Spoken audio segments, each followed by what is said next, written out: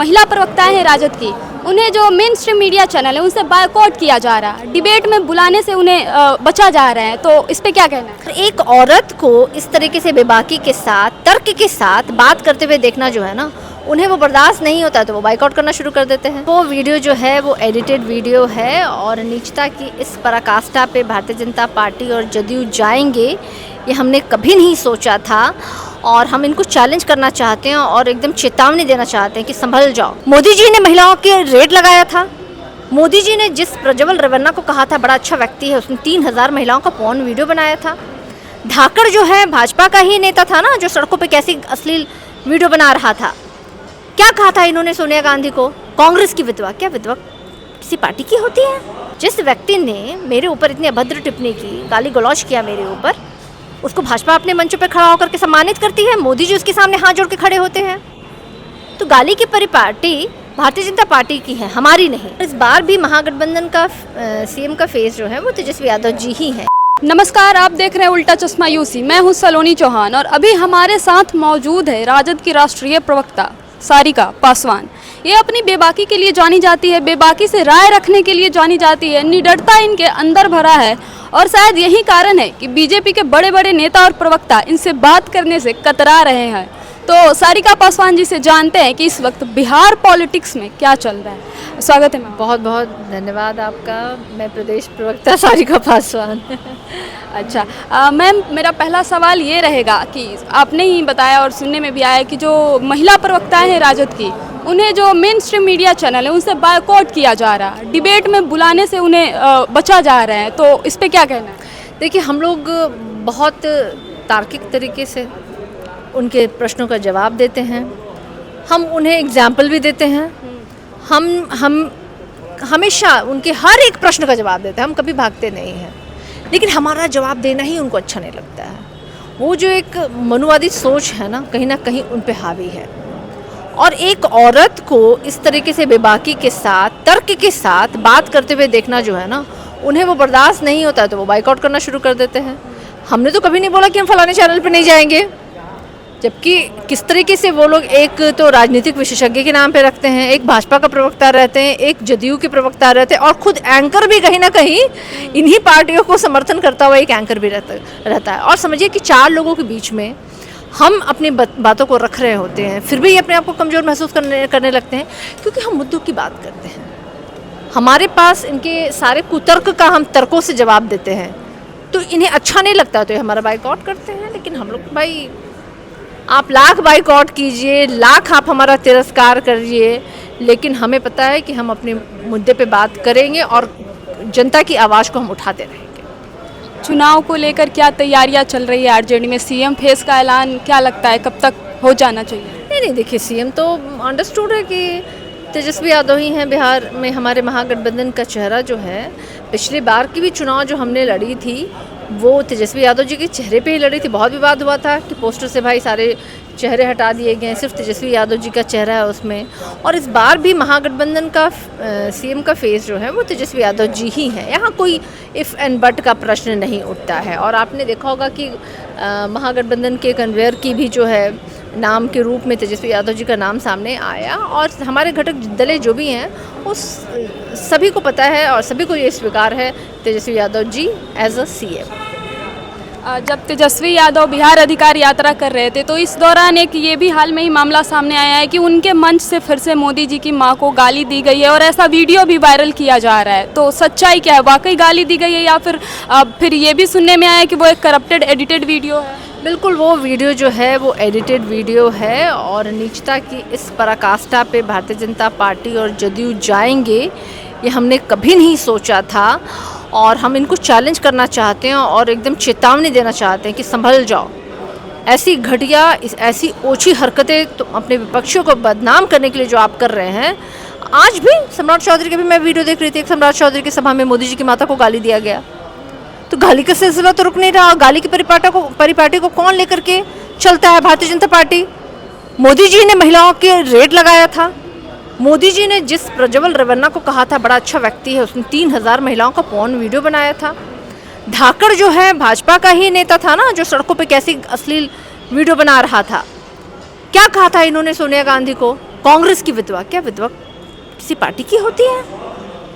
किसने कहा था जर्सी गाय सोनिया गांधी के बारे में? और भाजपा के एक नेता ने किस तरीके से मायावती जी के लिए कैसे अभद्र शब्द का इस्तेमाल किया था, और मैं खुद इसकी भुक्तभागी हूँ।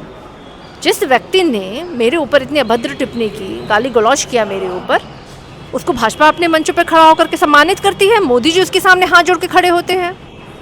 तो गाली की परिपाटी भारतीय जनता पार्टी की है, हमारी नहीं।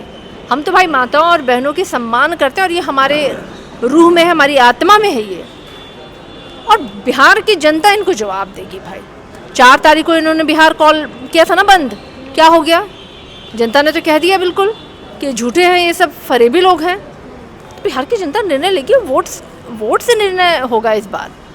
बिहार की जनता को जो लोग रोजगार देंगे, जो पलायन को रोकेंगे, जो बिहार के विकास की बात करेंगे। क्या कर लिया इन्होंने?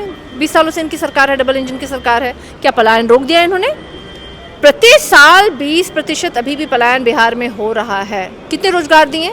सबको कॉन्ट्रैक्ट बेसिस पे आपने रोजगार दिया। आज वो बच्चे जो हैं सड़कों पे प्रदर्शन कर रहे हैं, उनके ऊपर लाठियां चार्ज हो रही हैं।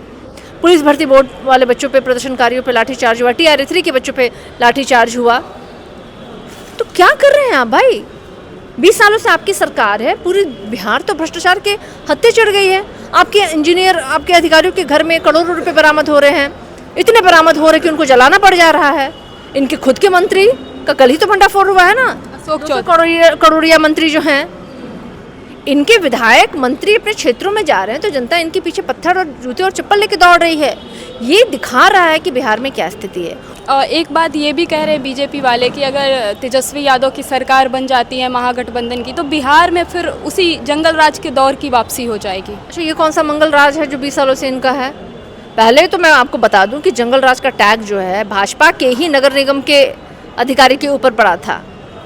जो हाईकोर्ट ने जो कहा था, वो किसके लिए कहा था? ये टिप्पणी किसके लिए की गई थी? उस समय जल जमाव का जो व्यवस्था, जिसको लेकर के नगर निगम के ऊपर हाईकोर्ट ने जंगल राज का तगमा दिया था, और ये भाजपा के ही लोग थे, वो लोग हमारे नहीं थे वो। और 20 सालों से आपकी सरकार है, कौन सा आपने मंगल राज कर दिया यहाँ पे? पहले ये बता दीजिए। अभी तो सड़कों पे तमंचे लेके लोग घूम रहे हैं, दिन प्रतिदिन किसी की कहीं भी हत्या हो जा रही है। हमने देखा किस तरीके से वहाँ भाई और बहन दोनों की लाश जो है गाड़ी में बरामद हुई। गदनी बाग में आपने देखना, एक छोटी बच्ची का स्कूल में ही बलात्कार करके हत्या कर दिया, उसके अंगों पे एसिड छिड़क दिए गए। और ऐसी घटनाएं रोज हो रही है। मुजफ्फरपुर की बच्ची को आप भूल गए कि किस तरीके से PMCH के बाहर उसने दम तोड़ दिया। और मुजफ्फरपुर बालिका गृहकांड, मोटे तोंद वाले अंकल जिसने लड़कियों की बोटी खाई, नरभक्षी। कौन सा शासन है ये भाई? कौन से जंगल राज की आप बात बता रही? जंगल राज नहीं, महाजंगल राज है ये तो। और वो जंगल राज भी था तो इन्हीं का था, हमारा नहीं। हमारा तो वो सामाजिक न्याय का राज्य था। जब गरीब, पिछड़े, दलित, शोषित वर्ग के लोगों को अधिकार मिला, वहाँ के मुख्य धारा में खड़े होने का उनको अधिकार मिला, अपनी बातों और को कहने का अधिकार मिला, जो लालू जी ने उनको दिया। तो वो सामाजिक न्याय की परिभाषा ये लोग अपने अधिकारियों या अपने ऊपर की गई टिप्पणी को वो चरितार्थ कर रहे हैं। तो ऐसे थोड़ी होगा, जनता सब समझती है भाई। अच्छा, ये जो अब चुनाव में ज़्यादा वक्त बचा नहीं है, तो ऐसे में एक सवाल ये भी सामने आता है, ये भी जहन में आता है कि कितने सीटों का टारगेट लेके चल रहे हैं? नहीं, देखिए, हम लोग पूर्ण बहुमत के साथ सरकार बनाएंगे और हमारा लक्ष्य है कि 243 सीट्स पे हमारे महागठबंधन के प्रत्याशी जो हैं वो जीत हासिल करें। हम तो हर एक सीट पे जीतना चाहते हैं भाई, लेकिन ये तो तय है कि पूर्ण बहुमत के साथ हम सरकार बनाएंगे। इस बार नीतीश कुमार की विदाई तय है। नीतीश जी ने तो पहले ही कह दिया था पिछले ही बार कि हम आखिरी बार आप जनता के बीच में आए हैं, आखिरी बार हमको बना दीजिए। तो एक टेन्योर में 3 बार बन गए मुख्यमंत्री, अब कितना बनेंगे वो? 2025 से 30 नहीं चाहिए नीतीश। ठीक है, और इसके बाद हमारा एक सवाल ये भी रहेगा कि तेजस्वी यादव, जैसा आपने कहा कि वो CM के चेहरा रहेंगे, एक है जो सन ऑफ मलाह कहते हैं अपने आप को, वो भी कह रहे हैं कि वो अब उप मुख्यमंत्री बनना चाहते हैं। तेजस्वी यादव, महागठबंधन की सरकार आती है तो उनको डिप्टी CM बनाया जाएगा। क्या वाकई उन्हें डिप्टी CM बनाया जाएगा? ऐसा कुछ चल रहा है? देखिए, इच्छाएं रखना क्या गलत है? हमारा भी बहुत इच्छा, हम तो दलित जाति से आते हैं, महिलाएं हैं, बताइए तो हमको नहीं बनना चाहिए उप मुख्यमंत्री? हमारी इच्छा नहीं है तो क्यों नहीं होनी चाहिए? बिल्कुल होनी चाहिए इच्छा। हम तो देश का प्रधानमंत्री बनना चाहते हैं। इच्छाएं रखने में किसी को कोई दिक्कत थोड़ी है भाई। हाँ, हम तो चाहते हैं कि भाई इस पे भी सोचे लोग। दलित, महिला, उप मुख्यमंत्री के बारे में भी विचार करना चाहिए उन लोगों को। और बिल्कुल सबकी अपनी इच्छा होती है और सबको अपनी इच्छा प्रकट करने का अधिकार है। यही तो है बाबा साहेब ने जो फ्रीडम ऑफ स्पीच दिया है, उसका सबको अधिकार है। और लोकतंत्र है भाई, यहाँ तो होता ही है। सब अपनी अपनी मांग करते हैं, सब चाहते हैं कि सदन में बैठने वाले लोग चाहते हैं कि हम मुख्यमंत्री बन जाए, उप मुख्यमंत्री बन जाए, मंत्री बन जाए। तो इच्छाएं तो होनी चाहिए, मुझे लगता है अच्छी बात है। और तेजस्वी यादव जो ऐलान करते जा रहे हैं कि अगर हमारी सरकार बनती है तो हम ये योजनाएं लाएंगे, ये जनता के लिए काम करेंगे, सेम वही सारी योजनाएं नीतीश कुमार पहले ही लागू कर दे रहे हैं। नहीं, पहले नहीं लागू कर रहे, वो नकलची हैं।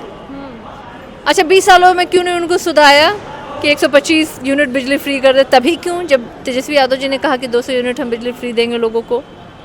तभी क्यों जब तेजस्वी यादव जी ने कहा कि हम विधवाओं और वृद्धाओं के पेंशन को योजना को बढ़ाएंगे, तभी इन्होंने 400 को बढ़ाकर 1100 कर दिया? इसके पहले क्यों? अभी एक वादा इन्होंने पूरा नहीं किया। तेजस्वी जी ने कहा था कि सिलेंडर 500 रुपये में देंगे, वहाँ अभी तक नहीं किए हैं ये। लेकिन नकलची बंदर नकल करते करते अपनी ही पूंछ में आग लगा के अपना घर भस्म कर देता है। और यही हाल है। और जनता इनके किसी भी किए गए वादों पे भरोसा नहीं करती, क्योंकि 20 साल का बहुत लंबा वक्त जो है बिहार की जनता ने दिया है इनको, और बिहार की जनता और बिहार के वासियों को कुछ हासिल नहीं। तो निश्चित रूप से बिहार की जनता इस पर बदलाव चाहती है। एक आखिरी सवाल ये रहेगा कि असदुद्दीन ओवैसी, AIMIM चाहती है कि उन्हें भी बिहार में महागठबंधन में शामिल किया जाए, इस पे क्या विचार है? देखिए, विचारधारा बहुत बड़ी चीज़ होती है, और जो लोग विचारधारा की लड़ाई लड़ते हैं ना, वो उनके लिए लाभ नफ़ा नुकसान ये सब चीज़ें कुछ मायने नहीं रखती हैं। हम सत्ता से बाहर है, लेकिन हमने कभी अपनी विचारधारा को नहीं त्यागा। और हमारे यहाँ वही लोगों का एंट्री है जो लोग कभी अपने विचारधारा से समझौता ना करें। और मुझे लगता है कि ओवैसी साहब जो हैं समय समय से थोड़ा सा डिरेल हो जाते हैं। ठीक है, कोशिश करते रहें, आज नहीं तो कल जब उनको कभी समझ में आएगा तो ज़रूर है, निश्चित रूप से वैसा मौका दिया जाएगा। लेकिन पहले अपनी विचारधारा को तो मजबूत कर ले, वो तय तो कर ले वो उन्हें चाहिए क्या। ठीक है मैम, मेरा एक आखिरी सवाल यही रहेगा कि अगर नीतीश कुमार को मुख्यमंत्री नहीं बनाया जाएगा, ऐसा बहुत लोगों का कहना है कि अगर भाजपा जीतती है तो नीतीश कुमार को तो इस बार साइडलाइन कर देगी, तो क्या सम्राट चौधरी, विजय सिन्हा, क्या कुछ होगा? देखिए, भाजपा का आपने देखा होगा कि किस तरीके से महाराष्ट्र में उन्होंने संदेह को आगे किया, किस तरीके से लात मारा। राजस्थान का भी आप देख लीजिए। तो ऐसा करती रहती है भाजपा, चुनावी समय में खूब वो नाम आगे करती है और बाद में। और इस बार तो भाजपा जो है वो जदयू को निगल गए, पहले ही तीसरे नंबर की पार्टी बना के छोड़ दिया है। आप बताइए, 2015 में जब जदयू ने हमारे साथ चुनाव लड़ा था तो 71 सीटें वो लेकर आए थे, लेकिन जब भाजपा के साथ गठबंधन में गए तो वो तीसरे नंबर की पार्टी बन के रह गए। तो ये दूसरा तीसरा ही नंबर इनके लिए है। लेकिन इस बार वो आंकड़े भी बहुत कम होंगे। निश्चित रूप से जदयू जो है वो कहीं ना कहीं विलुप्त होने के कगार पे है, और इसका पूरा का पूरा श्रेय जो है वो भारतीय जनता पार्टी को जाता है। तो नीतीश कुमार की मतलब राजनीति कहीं ना कहीं ख़त्म करने की कोशिश है? नहीं, ख़त्म तो होगी ही होगी, साथ ही साथ बहुत काले अक्षरों में लिखा जाएगा नीतीश कुमार जी की जो भी राजनीतिक इतिहास जो उन्होंने अभी तक बनाया है। चाहे वो विधानसभा के अंदर महिलाओं पे हो रहे अत्याचार, घसीट के बाहर फेंकना, विधानसभा में किस तरीके से अभद्र टिप्पणी उनके द्वारा की गई थी, वो किस तरीके से बार बार जनमत को उन्होंने धोखा देने का काम किया, और किस तरीके से सिर्फ और सिर्फ कुर्सी पे बैठे रहने के लिए उन्होंने कितनी बार सत्ता परिवर्तित किया। तो ये ऐसे अनगिनत मामले हैं जिसके कारण नीतीश कुमार जी के शासनकाल को एक काले शासनकाल के रूप में याद किया जाएगा। एक शब्द में जवाब, क्या निशांत कुमार को राजनीति में आना चाहिए? देखिए, अब ये तो उनकी अपनी इच्छा होनी चाहिए कि वो राजनीति में आना चाहते हैं या नहीं आना चाहते हैं। लेकिन मैं ज़रूर ये बात कहूँगी कि युवाओं को, महिलाओं को बिल्कुल राजनीति में भागीदारी एकदम आगे आकर के लेनी चाहिए। तभी शायद मुझे लगता है कि जो दर्द है महिलाओं का, युवाओं का जो है ना, वो समझ में आएगा लोगों को। बहुत बहुत धन्यवाद सारिका मैम। तो हमारे साथ मौजूद थी जो आरजेडी की प्रवक्ता हैं सारिका पासवान। इन्होंने हमने जो भी सवाल किए उन पे अपनी बेबाकी से राय रखी, जो भी इनकी मन के अंदर की बात थी इन्होंने रखा, पक्ष पर भी रखा, विपक्ष पर भी रखा, अपनी चुनावी रणनीति पर भी रखा। ऐसे ही देखते रहिए उल्टा चश्मा यूसी राजधानी पटना से मैं सलोनी चौहान, धन्यवाद।